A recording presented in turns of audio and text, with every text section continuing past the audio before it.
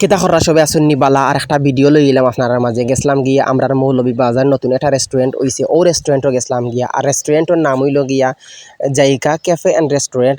তো শুক্রবার আসিল ভাবলাম একটু আড্ডা বাড্ডা দিয়াই খাইয়া আই।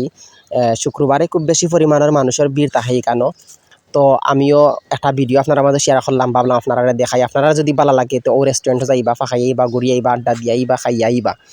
তো আমার ভিডিও যদি ভালো লাগে আমার পেজটা ফলো দিবা, আমার ভিডিও শেয়ার দিয়ে অন্যজনকে দেখার সুযোগ করে দিবা। তো কেতা খাইছি আজকে বসি আপনারা কইমু।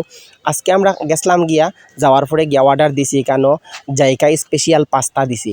তো পাস্তা কিলা হইব অবশ্যই আমি আপনারা কইমু।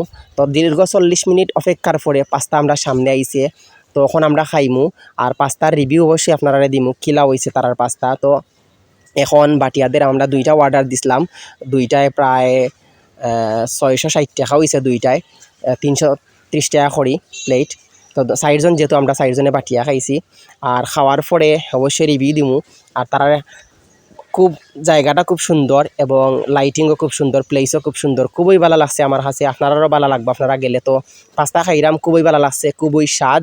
আর আসলে যারা গেছেন তারা হইতে পারবা যে জায়গার প্লেস কীরকম বা আর খানি কীরকম উন্নত মানের খানি আছে, এখানে আপনারা গেলেও খাইতে পারবা। তো আমার ভিডিও বেশি করে শেয়ার দিবা, অন্যজনকে দেখার সুযোগ করে দিবা, আবারও কইরা আমার পেজে ফলো দিবা। আর লাস্টে খানির পরে তারার এখানোর কিলা খানি হইছে রিভিউ দিয়াওয়া লাগছে। তো খুবই ভালো, খুবই স্বাদ, খুবই মজাদার খানি।